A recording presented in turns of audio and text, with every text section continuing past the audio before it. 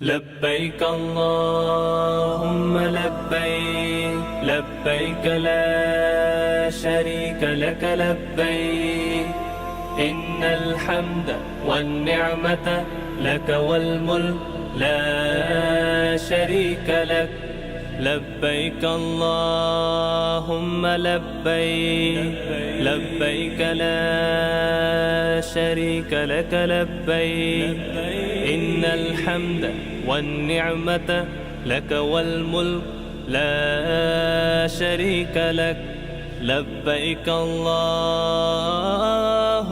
لبيك لبيك لا شريك لك لبيك إن الحمد والنعمة لك والملك لا شريك لك لبيك اللهم لبيك لبيك لا شريك لك لبيك إن الحمد والنعمة لك والملك لا شريك لك বিসমিল্লাহির রহমানির রহিম। সম্মানিত সুধীবৃন্দ, এবছর হজ আমাদের সামনে আগত, আর 2 সপ্তাহের মধ্যে হজের ফ্লাইট শুরু হবে। এবছর যারা হজে যাবেন তাদের এখন চূড়ান্ত প্রস্তুতি চলছে। তো যারা হজে যাবেন তাদের উদ্দেশ্যেই আমার আজকের এই এপিসোড। আমার এই আজকের এপিসোডে থাকবে পবিত্র হজ 2024-এর প্রস্তুতি, অর্থাৎ হজে যাওয়ার প্রাক্কালে আমাদের কি কি জিনিসপত্র নেওয়া দরকার এবং আমরা হজ খুব সহজভাবে কিভাবে আদায় করতে পারি, অর্থাৎ হজের যে মূল কাজ 8ই জিলহজ থেকে 12ই জিলহজ এই সময় কাজগুলো আমরা খুব সহজে কীভাবে আদায় করতে পারি সে সম্পর্কে আলোচনা। আশা করি এই বছর যারা হজে যাবেন সবাই আমার এই ভিডিওটি দেখবেন এবং ইনশাআল্লাহ উপকৃত হবেন। আর আপনাদের বন্ধুবান্ধব আত্মীয় স্বজন যারা যাবেন তাদেরকেও ভিডিওটি শেয়ার করে দিবেন এবং সাবস্ক্রাইব করবেন, লাইক করবেন। আপনারা যদি সাবস্ক্রাইব করেন তবে আমি আরও উৎসাহিত হব এবং নতুন নতুন ভিডিও আপনাদের সামনে আনতে চেষ্টা করব। যাই হোক, আমরা জানি ইসলামের 5টি স্তম্ভের মধ্যে হজ হয়েছে এমন একটা স্তম্ভ যেটার সাথে শারীরিক ইবাদত, মানসিক ইবাদত এবং ধৈর্যের চরম পরীক্ষা জড়িত। আমরা হজে যাব, আমাদের সাথে দেখা যাবে যে বিভিন্ন অল্পবয়স্ক, বৃদ্ধ, মানে বেশি বয়স্ক লোকজন থাকবে। তাই আমরা সবাই চেষ্টা করব, যেহেতু এটা একটা ধৈর্যের পরীক্ষা, যারা বৃদ্ধ আছে তাদেরকে একটু সুযোগ করে দেওয়ার, মহিলাদের একটু সুযোগ করে দেওয়ার, কারণ এখানেই কিন্তু ধৈর্যের পরীক্ষা প্রমাণিত হবে। যাই হোক, আমরা জানি যে প্রত্যেক বিদ্যমান নরনারীর জন্য জীবনে অন্তত একবার হজ করা ফরজ। এ সম্পর্কে হাদিস শরীফে আছে। আবু হুরায়রা রাদিয়াল্লাহু তাআলা আনহু বর্ণনা করেন, একদা রাসূলুল্লাহ সাল্লাল্লাহু আলাইহি সাল্লাম আমাদের উদ্দেশ্যে ভাষণ দিলেন। তিনি বললেন, হে মানব সকল, আল্লাহ তাআলা তোমাদের উপর হজ ফরজ করেছেন, সুতরাং তোমরা হজ আদায় করো। আমাদের জীবনের সেই পরম আকাঙ্ক্ষিত এবং ফরজ হজ পালনের জন্য এবছর অনেকে হজে যাবেন। আমাদের মধ্যে অনেকের জীবনে এটা প্রথম হজ এবং হজের নিয়মকানুন সম্পর্কে আমরা জানি না। কাজে সঠিকভাবে হজ পালন করার জন্য পূর্ণ প্রস্তুতি গ্রহণ করা প্রয়োজন এবং হজের নিয়মকানুন, অর্থাৎ হজের প্রত্যেকটা ফরজ, ওয়াজিব, সুন্নত যেন সঠিকভাবে আদায় করতে পারি, সেই ব্যাপারে আপনাদেরকে সহযোগিতা করার জন্যই আমার এই ভিডিও। আশা করি আপনারা ভিডিওটি না টেনে, অর্থাৎ স্কিপ না করে ভিডিওটি দেখলে অবশ্যই আপনারা লাভবান হবেন এবং হজের কার্যক্রম খুব সহজেই ইনশাআল্লাহ করতে পারবেন। যাই হোক, হজে আমাদের হজে যাওয়ার জন্য আমাদের যে সমস্ত প্রস্তুতি, তার অর্থাৎ বিমানে ওঠার আগে আমাদের যে সমস্ত প্রস্তুতি সেগুলোর মধ্যে প্রথমে থাকে একটা রেজিস্ট্রেশন, যেটা অনেক আগে আমরা করে ফেলছি। এরপরে থাকে পাসপোর্ট তৈরি। পাসপোর্ট তৈরি আমরা অনেকেই করে ফেলছি, তবে পাসপোর্ট সম্পর্কে যারা এরপরে যাবেন অবশ্যই খেয়াল রাখবেন যেন 1 বছর আগেই আপনার পাসপোর্টটা করবেন, এবং যাদের পুরনো পাসপোর্ট আছে তাদের যেন অন্তত 1 বছর সময় থাকে, সেভাবেই আপনার হজের প্রস্তুতি নেবেন। এরপরে আছে হজের টাকা জমা দেওয়া। হজের টাকা জমা দেওয়ার ব্যাপারে খুবই একটা গুরুত্বপূর্ণ ব্যাপার, এবং এই সময় অবশ্যই আপনাদেরকে আপনাদের এজেন্সির সাথে অথবা মুআল্লিম যিনি থাকবে তার সাথে আলোচনা করে মক্কায় হেরেম শরীফ থেকে আপনার বাড়ি কত দূর হবে, অর্থাৎ হোটেল যেখানে বাড়ি বা হোটেল আপনি যেখানে থাকবেন সেটার অবস্থান কত সেটা অবশ্যই জেনে নেবেন। কারণ আপনি যদি কাছাকাছি না হয় হোটেল, তাহলে আপনি পবিত্র কাবা শরীফে নামাজ ঠিকমতো আদায় করতে পারবেন না, অর্থাৎ জামাতে আদায় করতে পারবেন না। আবার মদিনা শরীফেও যদি মসজিদে নববীর সাথে নববীর কাছাকাছি যদি হোটেল না হয়, সেখানেও আপনি নামাজ ঠিকমতো জামাতে আদায় করতে পারবেন না। আমাদের মূল উদ্দেশ্যই থাকে যে আমরা মক্কা মদিনায় যে হেরেম শরীফের জামাতের সাথে আদায় করব এবং মদিনা শরীফের মসজিদ নববীতে নামাজ আদায় করব। আমরা সবাই জানি যে মক্কা শরীফে অর্থাৎ হেরেম শরীফে 1 রাকাত নামাজ আদায় করা বাংলাদেশে 1 লক্ষ রাকাত নামাজের সমান। আবার মদিনায় 1 রাকাত নামাজ পড়া বাংলাদেশে 50,000 উক্ত নামাজ পড়া 50,000 রাকাত নামাজ পড়া সমান। কাজে এই দিকটা খেয়াল রেখেই মুআল্লিমের সাথে আলাপ করে অথবা আপনাদের হজ এজেন্সির সাথে আলাপ করে যাতে আপনার হোটেল কাছাকাছি থাকে সেই বিষয়ে অবশ্যই ব্যবস্থা নেবেন। আর একটা সমস্যা হলো যে বাংলাদেশ থেকে আমরা যারা হজে যাই তাদের অনেকেরই বয়স থাকে, একটু বেশি বয়সে আমরা যাই, অর্থাৎ তখন ঠিকমতো আমরা চলাচল দৌড়াদৌড়ি করতে পারি না। এক্ষেত্রেও যদি বাড়ি অথবা হোটেল আমরা যেখানে থাকবো সেটা যদি একটু কাছাকাছি না হইলেও আমাদের কিন্তু নামাজ পড়তে সমস্যা হবে, জামাত ধরতে সমস্যা হবে। কাজে এই ব্যাপারটা অবশ্যই সর্বোচ্চ গুরুত্ব দিতে হবে।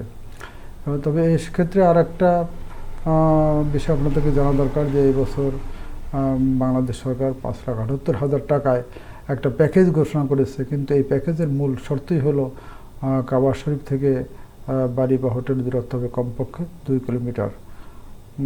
কাজে এক্ষেত্রে একটু আপনারা চিন্তা ভাবনা করে সামনের দিকে আগাবেন। আমাদের যে মূল উদ্দেশ্য সেটা যেন সফল হতে পারে সেদিকে সবাই খেয়াল করবেন। এরপর একটা থেকে হজের নিয়মকানুন জানা। হজের নিয়মকানুন জানার সম্পর্কে গণপ্রজাতন্ত্রী বাংলাদেশ সরকারের ধর্ম বিষয়ক মন্ত্রণালয় কর্তৃক হজ ওমরা এবং জিয়ারত নামক একটা বই প্রকাশ করেছে। এই বইটা আমরা পড়তে পারি। এছাড়াও আপনার এই যে ভিডিও আমরা যেটা করছি, যেটা আপনারা এখন দেখতেছেন, এই ভিডিওতে দেখলে আপনি অবশ্যই হজ খুব সহজেই যাতে আদায় করতে পারেন, হজের সব কার্যক্রম সঠিকভাবে আদায় করে সেগুলো অবশ্যই জানতে পারবেন এবং আপনার হজের আগের প্রস্তুতি সম্পর্কে বিস্তারিত জানতে পারবেন। কাজেই এই ভিডিওটা দেখলে অবশ্যই আপনাদের অনেকটাই সহযোগিতা হবে, অনেকটা সহজেই আপনারা হজের কার্যক্রমগুলো সম্পন্ন করতে পারবেন। এরপর আছে স্বাস্থ্য পরীক্ষা। আমরা সবাই জানি যে প্রত্যেক জেলার সিভিল সার্জন হজের আগেই স্বাস্থ্য পরীক্ষা করে এবং এই সিভিল সার্জন রিপোর্ট ভালো দিলেই তাহলে আমরা ভিসা পাই। কাজে এক্ষেত্রে আমাদের সিভিল সার্জন থেকে স্বাস্থ্য পরীক্ষার আগেই কারোর শরীরে যদি কোনো সমস্যাতে অবশ্যই একজন ডাক্তার দেখে নেওয়া দরকার এবং কোনো চিকিৎসা গ্রহণ করার থাকলে অবশ্যই চিকিৎসা গ্রহণ করবে এবং সুস্থ থাকবো। কারণ আমাদের হজ আদায়ের জন্য হজের যে সমস্ত নিয়মকানুন আছে সেগুলো প্রতিপালনের জন্য কিন্তু আমাদের স্বাস্থ্য অবশ্যই সুস্থ থাকতে হবে। এরপরে আছে বিমানের টিকিট সংগ্রহ। বিমানের টিকিট আমার যারা যে এজেন্সির মাধ্যমে আমরা হজ যাব তারাই সংগ্রহ করে থাকে। তবে অবশ্যই হজে যাওয়ার আগে অর্থাৎ বিমানে ওঠার আগে আপনার টিকিট আপনি নিজে হাতে নেবেন এবং অবশ্যই যাত্রার সময় এবং তারিখ সম্পর্কে সুনিশ্চিত হবেন। কারণ হজের সময় দেখা যায় যে একটু ভিড় বেশি থাকে। এই ভিড় বেশি থাকার কারণে অনেক সময় দেখা যায় যে তারিখ এদিক অর্থাৎ তারিখ এবং সময় একটু এদিক সেদিক হয়ে যায়, বিমানবন্দরে যেয়ে বসে থাকতে হয়। কাজেই বিমানবন্দরে যেয়ে অপেক্ষা করতে যেতে না হয়। এই কারণে হজে যাত্রার সময়টা অর্থাৎ প্লেন যখন ছাড়ার সময় তারিখ অবশ্যই সুনিশ্চিত হবেন।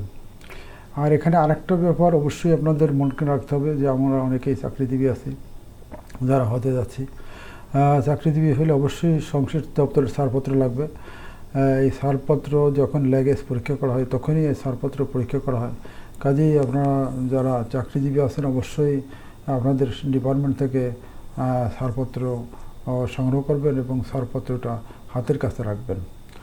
এরপরে আর একটা থাকে যে আমরা অবশ্যই কিছু খরচ আছে যেটা আমরা মক্কা মদিনায় যে করতে হয় এবং সেই অনুযায়ী আমরা টাকা নিয়ে যাই। তো আপনাদের অবশ্যই একটু পরিকল্পনা করতে হবে, যেটা মক্কা বা মদিনাতে খরচ করবেন সেইটা ভালোভাবে হিসাব বিকাশ করে বাংলাদেশ থেকেই টাকা রিয়াল করে নেবেন, তাহলে আপনার কিছুটা সুবিধা হবে।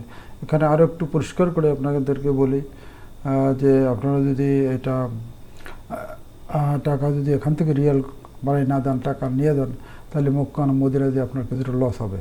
কারণ আমি গত বছরে দেখছি যে আমি ঢাকার থেকে যে 29 টাকা কিংবা 30 টাকায় যেটা রিয়াল পাইছি, মক্কা বা মদিনায় যে সেই রিয়াল কিন্তু 36 টাকা 37 টাকা কমে পাওয়া যায় নাই। কাজে এই ব্যাপারটা অবশ্যই আপনাদেরকে খেয়াল রাখতে হবে। আর একটা যে যাদেরকে অনেকের আছে ভিসা কার্ড আছে, আপনারা ভিসা কার্ডে ডলার এন্ডোর্স করেও নিতে পারেন, এক্ষেত্রেও আপনাদের সুবিধা হবে। এরপরে হজ রওনা দেওয়ার জন্য রওনা দেওয়ার সময় আমাদের কিছু মালামাল সাথে রাখা খুবই প্রয়োজন। আমরা জানি যে হজের যে আমাদের সফরটা এটা হলো 1.5 থেকে 2 মাসের। কাজে এখানে অবশ্যই কিছু জরুরি জিনিসপত্র থাকা দরকার। তবে এখানে মনে রাখতে হবে যে জরুরি জিনিস যেন অতিরিক্ত না হয়, কারণ অনেক সময় যে নিজের বোঝা নিজের ব্যাগ নিজে টানতে হবে, সেদিকে খেয়াল রেখেই পরিমিত পরিমাণ আমাদের জিনিসপত্র নিতে হবে।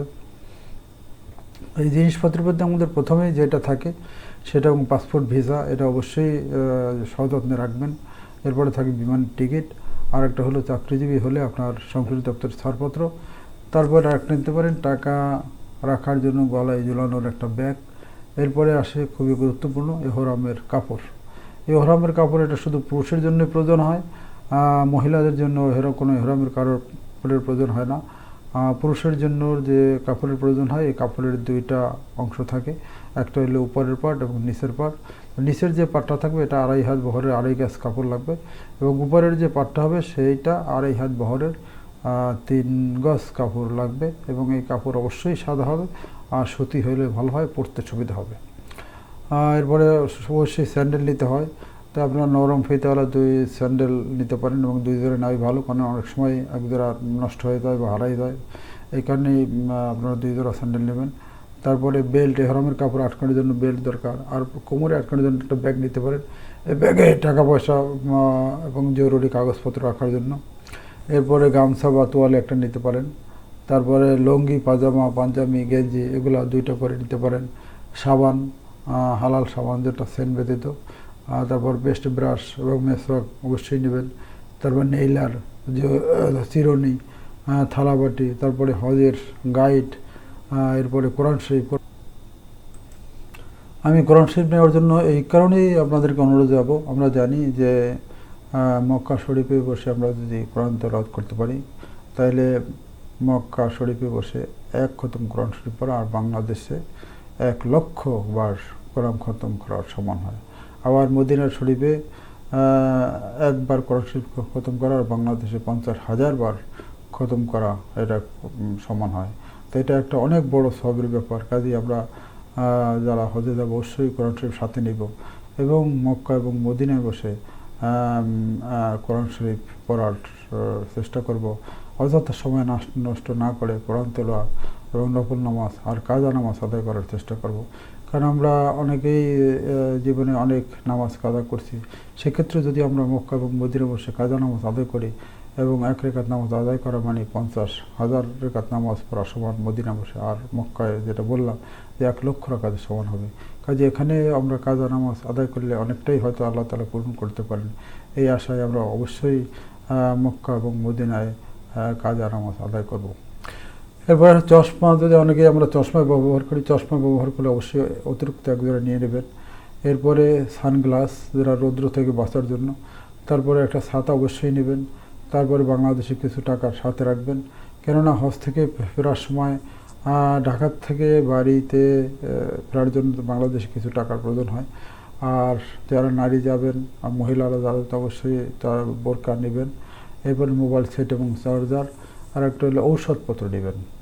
ঔষধপত্রের ক্ষেত্রে আমি বলবো যে আমাদের অনেকেরই ডায়াবেটিস আছে অথবা হার্ট প্রেশার আছে, অর্থাৎ এমন আমাদের সমস্যা আছে যার জন্য নিয়মিত ঔষধ খেতে হয়। এই নিয়মিত ঔষধ যারা খেতে হয় তারা কমপক্ষে 2 মাসের ঔষধ সাথে নেবেন। এছাড়াও ঠান্ডা, কাশি, অ্যালার্জি, গ্যাস্ট্রিক, পেটের সমস্যার কারণে কিছু সাধারণ ঔষধ নেবেন ডাক্তারের সাথে পরামর্শ করে, কারণ ওখানে গেলেই অনেকেই দেখা যায় ঠান্ডা কাশি দেখা যায়। এখানে কিন্তু সৌদির থেকে ঔষধখানা একটু অনেক খরচ পড়ে যায়। তবে এখানে আরেকটা সুবিধা আছে ডাক্তারটা দেখানোর, যে যদি কেউ বেশি অসুস্থ পড়েন তাহলে এটা বাংলাদেশ হাজিদের ডাক্তার দেখানোর জন্য একটা ক্যাম্প করা আছে, যেখানে বাংলাদেশ সরকারের সরকারি ডাক্তার থাকে। এখানে আপনি মোয়াল্লেমের সাথে পরামর্শ করে এখানে অবশ্যই অসুস্থ হলে ওই ডাক্তারকে সহজে করবেন, ডাক্তার পরামর্শ এবং সুস্থ থাকবেন। এরপরে যে মালপত্র নেওয়ার জন্য ব্যাগ বা লাগেজ, যে কোনো একজন যাত্রী একটা ব্যাগে 23 কেজি করে মোট 46 কেজি মালামাল পরিবহন করতে পারে। লাগেজটা যখন নেবেন অবশ্যই ভালো করে প্যাকিং করে নেবেন, প্যাকিং করে প্লেনে দেবেন। আপনি যদি প্যাকিং না করেন তাইলে কিন্তু আপনার লাগেজ নষ্ট হয়ে যাবে, পরে এটা একটু ব্যবহার করাই কঠিন হয়ে যায়। আর যদি সুন্দর করে প্যাকিং করে নেন আসার সময় ও যাওয়ার সময়, তাহলে কিন্তু আপনার লাগেজটা ভালো থাকবে। এছাড়া আপনি 2টা ব্যাগ সাথে রাখতে পারবেন, যার মধ্যে একটা হলো গলায় ঝুলানোর ব্যাগ এবং একটা হলো পিঠের ব্যাগ। পিঠের ব্যাগটা অবশ্যই নেবেন, অনেক সময় জুতা এই ব্যাগে রাখা লাগবে, জুতার ব্যাগ নিতে হয়, কারণ আমরা যখন হেরেম শরীফে এবং মদিনার মোয়ারায় নামাজ পড়ো তখন এই ব্যাগের মধ্যেই জুতা রাখতে হয়। আবার অনেক সময় দেখা যায় যে জুতা হাতে রাখা যায় না, ব্যাগের মধ্যে রাখতে হয়। এই কারণে আপনারা অবশ্যই জুতা রাখার জন্য ব্যাগ সাথে নেবেন। আর অল্প কিছু কাপড় এই যে আপনার ছোট ব্যাগ থাকবে এই ব্যাগের মধ্যে রাখবেন, কেননা আপনি বিমানে যে লাগেজ দেবেন সেই লাগেজ পেতে অনেক সময় 2-3 দিনের সময় লেগে যেতে পারে। এখানে 2-3 দিন যেন চলতে পারেন এই পরিমাণ কাপড় চোপড় জরুরি জিনিসপত্র অবশ্যই আপনার লাগেজের অর্থাৎ আপনার হাতের ব্যাগ এবং পিঠের ব্যাগের মধ্যে রাখবেন। আর এই যে ব্যাগ যেটা নেবেন ব্যাগের উপরে অবশ্যই ইংরেজিতে নাম, পাসপোর্ট নাম্বার, এজেন্সির নাম, মোয়াল্লামের নাম্বার, মিনার তাবু নাম্বার, মোবাইল নাম্বার লিখে রাখবেন। তাহলে আপনার লাগেজটা খুঁজে পেতে সুবিধা হবে, হারাইলেও আপনাকে খুঁজে দিতে পারবে। আর কিছু শুকনো খাবার রাখতে পারেন, আদি জরুরি প্রয়োজন অনেক সময় লাগতে পারে। এরপরে আমরা মক্কা মদিনা যখন চলাফেরা করবো তখন কিছু জিনিস কাগজপত্র সাথে রাখতে হয়, নাম্বার সাথে রাখতে হয়, কারণ মক্কা মদিনা যে আমাদের অনেকেই হারিয়ে যায়, রাস্তাঘাট পায় না। তখন যদি আমি যে পরামর্শগুলো দিচ্ছি এগুলো যদি আপনি কাগজপত্র নাম্বার রাখেন তাহলে হারিয়ে গেলেও যে কোনো পুলিশের সহজেই আপনার হোটেলে ফিরতে পারবেন। তার মধ্যে আমি প্রথমেই বলবো নিজের একটা পরিচয়পত্র যেটা সরকারিভাবে হাজিদের দেওয়া হয়, এই পরিচয়পত্র অবশ্যই সাথে রাখবেন। এরপর হোটেলের একটা কার্ড রাখবেন, পাসপোর্ট নাম্বারটা রাখতে পারলে ভালো হয়, এজেন্সির নাম এবং মোবাইল নাম্বারটা সৌদি আরব বাংলাদেশ 2টা নাম্বারই লাগবেন। মোয়াল্লামের নাম্বার আছে একটা, নাম্বারটা রাখবেন, মিনার তাবু নাম্বারটা রাখবেন, তারপর মোবাইল সেট একটা রাখবেন এবং নিজের মোবাইল নাম্বার যেটা সৌদি আরবের এবং বাংলাদেশে।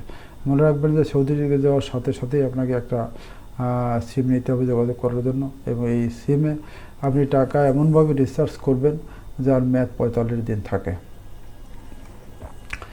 এরপরে আমি আসি হজের ফরজ সম্পর্কে। আমরা জানি হজের ফরজ হলো 3টা। এক হলো ইহরাম বাঁধা, যেটা অর্থাৎ মনে মনে হজের নিয়ত করে তালবিয়া পড়া। আর 2 নম্বরে আসে আরাফাতের ময়দানে অবস্থান করা, অর্থাৎ 9 জিলহজ দুপুর থেকে 10 জিলহজের সুবে সাদিকের পর্যন্ত যে কোনো সময় 1 মুহূর্তের জন্য হলো আরাফাতে অবস্থান করাই হলো ফরজ। এরপরে আরেকটা হলো তাওয়াফে জিয়ারাত, অর্থাৎ 10 জিলহজ থেকে 10 জিলহজের ভোর থেকে 12 জিলহজের সূর্যাস্তর পূর্ব পর্যন্ত বাইতুল্লাহ শরীফ তাওয়াফ করা। ইহরামটা বাঁধার একটা সঠিক নিয়ম আছে। আপনি ঢাকা থেকে প্রথমে বিমানে মক্কা না মদিনা যাচ্ছেন তা নিশ্চিত হয়ে নিন, কেননা আপনি ঢাকার থেকে সরাসরি মদিনায় গেলে আপাতত আপনার ইহরাম পরার প্রয়োজন নেই। আপনি যখন মদিনার থেকে হজ ব্রত পালনের উদ্দেশ্যে মক্কা যাবেন, মাঝখানে মিকাত পড়ে, সেখান থেকেই ইহরাম পরে মক্কায় প্রবেশ করতে হয়। আর যদি ঢাকা এয়ারপোর্ট থেকে মক্কার জেদ্দা এয়ারপোর্টে যান তবে ঢাকা বিমানবন্দর থেকে ইহরাম বেঁধে বিমানে উঠতে হয়, কেননা জেদ্দা পৌঁছানোর পূর্বেই মিকাত পার হয়ে যায়, আর বিনা ইহরামে মিকাত পার হয়ে গেলে কাজা কাফারা দিতে হয়। যদিও মিকাত পার হয়ে যাওয়ার পূর্বেই বিমানে ইহরামের কথা বলা হয়, কিন্তু সেই সময় অনেকেই ঘুমে থাকেন এবং বিমানের মধ্যে পোশাক পরিবর্তনও দৃষ্টিকটু। আর একটা এখানে আরেকটা যে আমরা যে ইহরাম বেঁধে কিন্তু মক্কায় প্রবেশ করেই আমাদের একটা অর্থাৎ ওমরা করতে হবে, অর্থাৎ তওয়াফ করতে হবে এবং সাই করতে হবে, তারপর মাথা মুন্ডন করতে হবে। মাথা মুন্ডন করার পরে হালাল হয় এবং এরপরেই কিন্তু আমরা ইহরামের কাপড় আবার ওখান থেকে চেঞ্জ করতে পারি। কাজেই আপনারা মনে রাখবেন যে মক্কায় প্রবেশের সাথে সাথেই আমরা যে ইহরাম বাঁধে যাব, ওই ইহরাম বাঁধা অবস্থায় আমাদের ওমরা সম্পন্ন করতে হবে, তারপর স্বাভাবিক অবস্থায় আমরা ফিরব। যাই হোক, এরপরে আমি আসি হজ পালনের জন্য মূল যে 5 দিনের কার্যক্রম সম্পর্কে। আমরা জানি যে 8ই জিলহজ থেকে 12ই জিলহজ পর্যন্তই এই কাজগুলো সম্পন্ন করতে হয় এবং 8ই জিলহজ প্রথম কাজ হলো যে মিনায় অবস্থান করতে হয় এবং 8ই জিলহজ মিনায় অবস্থান করার জন্য 7ই জিলহজ বিকেলে অথবা সন্ধ্যার পরে মক্কার হোটেল থেকে মিনায় যেতে হয়। মিনায় মক্কা থেকে মিনায় হেঁটে যাওয়া যেত, কারণ এখানে মাত্র 5 কিলোমিটার জায়গা। তবে এখানে বাসে যাওয়া উত্তম, কারণ আমরা যদি মিনার তাঁবু ঠিকভাবে না চিনি তাহলে কিন্তু মিনার তাঁবু খুঁজে পাওয়া খুবই কঠিন এবং একা একা গেলে দলছুট হয়ে যাওয়ার সম্ভাবনা থাকে, আর সেক্ষেত্রে নিজের একটা দুশ্চিন্তা আসবে, যার ফলে কিন্তু হজের কাজগুলো সঠিকভাবে করতে পারবো না। কাজে এক্ষেত্রে দলের সাথে যাওয়াই ভালো।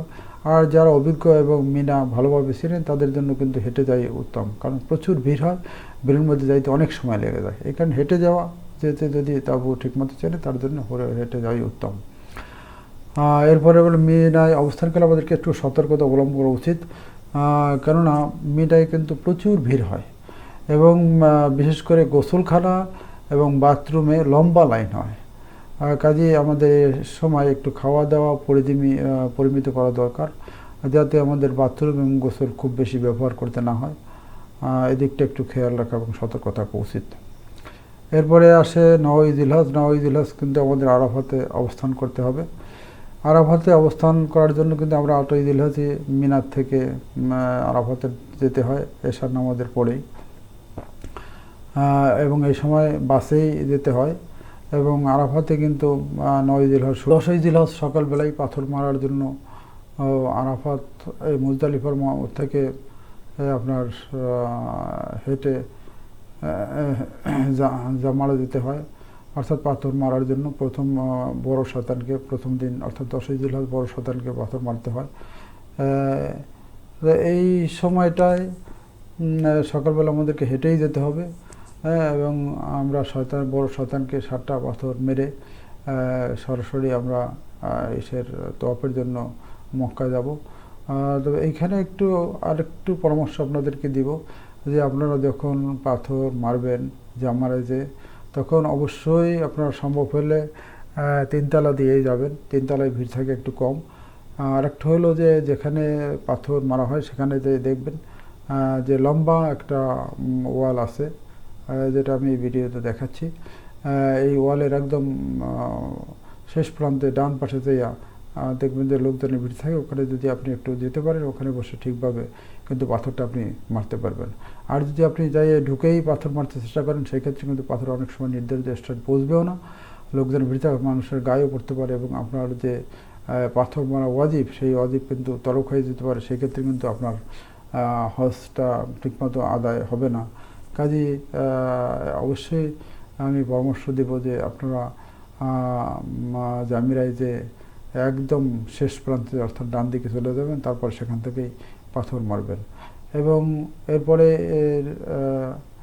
যেটা বললাম যে ওখানে পাথর মেরে কাবা শরীফে যেতে হয় এবং কাবা শরীফে যে ওখানে তওয়াফ করতে হয় 10ই জিলহজ এবং সাই এবং মাথা মুন্ডন করতে হয় আর কোরবানি দিতে হয়।